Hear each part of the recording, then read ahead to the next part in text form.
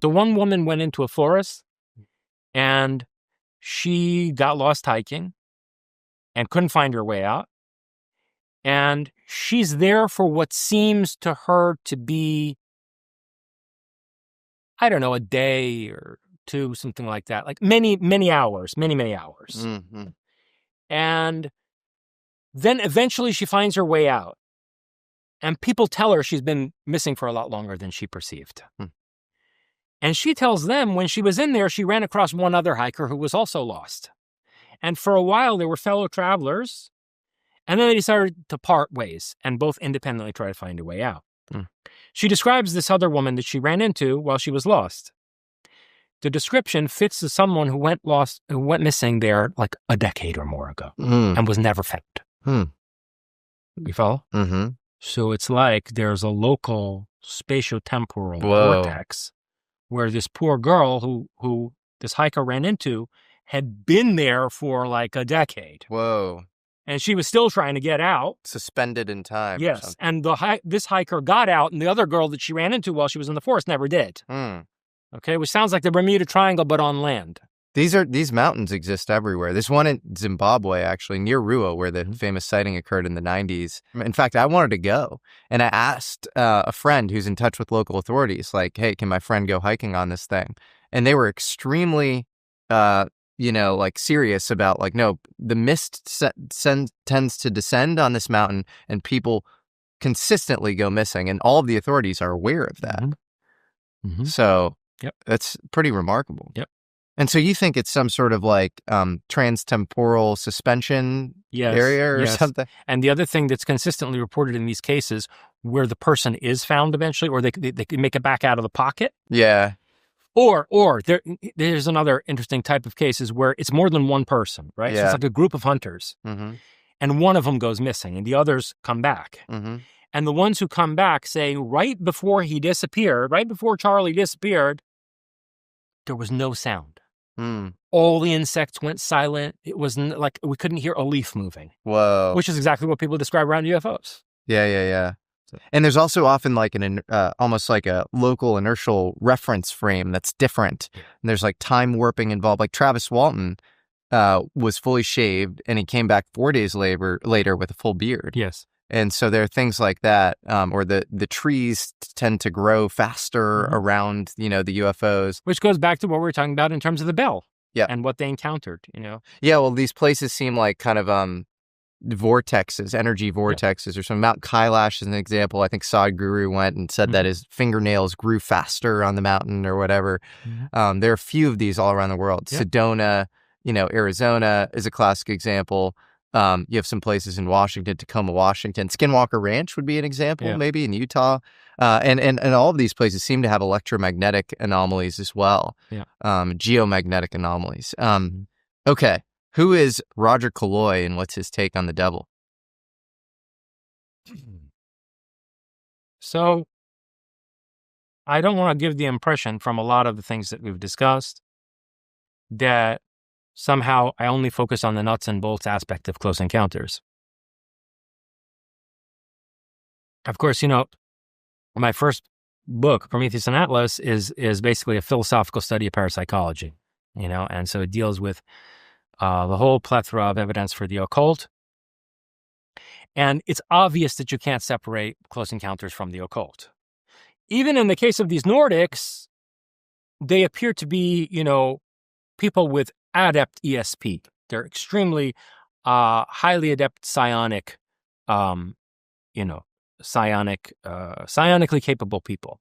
So in that sense, even when you're dealing with the Nordics, like Adamski or, Billy Meyer was dealing with them, there's an element of the occult there. Because also perceptions can be manipulated by, adept telepaths and by people with telekinesis, with highly trained PK. But there's a whole other type of cases. There's a whole other set of cases that, as I suggested in our first conversation, simply cannot be encompassed by this nuts and bolts interpretation of Nordics flying around in electrogravitic devices, where it looks like we're dealing with some kind of a super psi AI that's able to manipulate perceptions on a large scale and manifest sort of transmogrifications of phenomena, like to be able to produce all kinds of shape-shifting mirages and, metamorphosing apparitions of the kind that John Keel focused his research on. Mm-hmm. You see it in his study of all the weird happenings at Point Pleasant, the Mothman case, in particular. And you see it throughout the Men in Black literature, how bizarre some of these cases of Men in Black are. Did we get into that at all in our first conversation, the Men in Black? Not too much. I'm curious to get your take on the Men in Black. Yeah, well, like, for example, this guy, was it Otto Binder, who wrote The Saucers and the Three Men? Mm-hmm. Do you remember? No, Albert Bender. Mm-hmm. Albert Bender. So this guy ran a flying saucer research bureau. Okay. And he claims that while he was doing his research for, whatever, the UFO articles he would come out with in his periodical, these three men in black materialized in his attic. And he said they had glowing orange eyes and they smelled like sulfur. And they took him to they teleported him to, believe it or not, an underground base in Antarctica. This is what he was told, that he was in Antarctica all of a sudden. And they told him some things about, I don't know, what they do there and what their concern is with the Earth. Gave him probably some bullshit story like they give everybody. And then they brought him back. Then subsequently, he said he was in a movie theater and he noticed like these guys like all of a sudden materialize in some row of seats behind him. And then he got scared and left the theater and they like followed him some ways down the street back toward his home.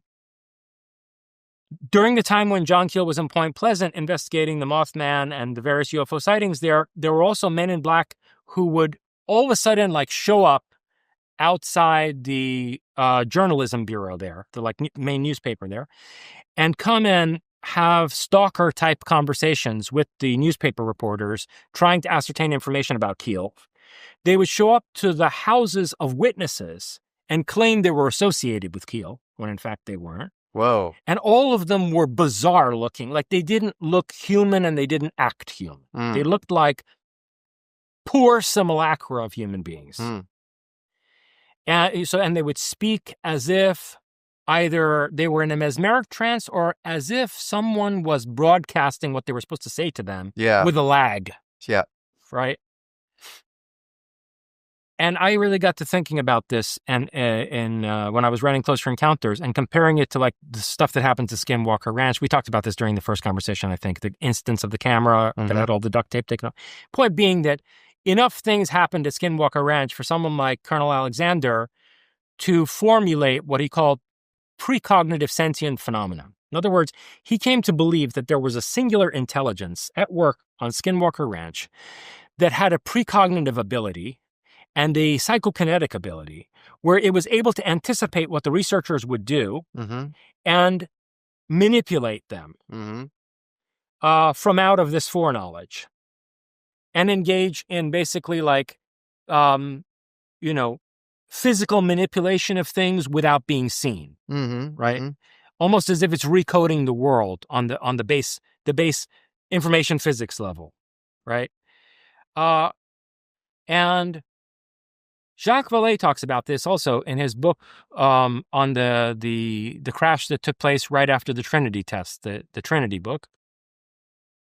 He says that these praying mantis-looking creatures, the Mexicans who ran into them described them as looking like praying mantises. They said at least they were bug-like and their heads were mantid-shaped. Vallée says that he thinks that the object that crashed is some conceptual hybrid of the casing of the Trinity bomb and the casing of one of the bombs that we dropped in Japan. I forget it was little man or fat boy. Whoa. Fat man or little boy. But he said it's like this object made no sense. When they went into it, they didn't find sufficient scientific equipment to explain. Avocado shape. Yeah, it was like an avocado-shaped thing. But he said he looked at the shape of it in comparison to what the Trinity bomb looked like and what one of the bombs dropped on Japan looked like. And the fact that there wasn't enough scientific equipment inside this thing for it to be a viable flying object of any kind. And he speculated as to whether the thing was coded to materialize on an information physics level in a way that was meant to send a signal to us regarding the development of nuclear weapons. The Trinity and then the bomb dropped on Japan. And what stepped out of this were mantid-type creatures. Now, this is all to answer about Roger Telwall, but I have to set it up. All right. So a number of people have seen these mantids, including Terence McKenna. There was one instance where one of McKenna's girlfriends had taken, I forget, too much of a certain drug. I don't remember if it was DMT, if it was LSD or what it was, but she was way too high on something. And she seemed to be fading out. He thought he was going to lose her. And as she was dying, she saw, and so she lived to tell the tale, right? She saw behind, so he's looking at her and like trying to tend to her, and she sees up above and behind Terence McKenna a huge UFO made of energy. And it's close enough, and I guess the dome is big enough that she can see that mantids are in it. Okay? Energetic mantids. And I forget what happens, but somehow like he does something that brings her back to life, and like there's some huge reaction from out of these mantids. Then there's the case of Ted Owens. Ted Owens was a psychokinetic adept who he tried to garner a lot of attention. He tried to get the attention of the U.S. government. He wanted them to use his psychokinetic powers against the Soviet Union. And he got really aggravated that they weren't taking him seriously. So he would do really, literally incendiary things in order to get noticed and be taken seriously, like start forest fires. And supposedly he could like direct lightning bolts. Yeah, Jeffrey Mishlove, who wrote a biography of him PK called Man. Mr. PK or PK The Man. PK Man, The yeah. PK Man. I think he was on the phone with him, and he all of a sudden, like stopped being able to breathe or something because he said that Ted Owens was trying to cause this on the other end. And he also was kind of, we all talk about Chris Bledsoe now. I don't know exactly what's going on there. I think he's a really nice guy, but a lot of people think he sort of attracts UFOs systematically.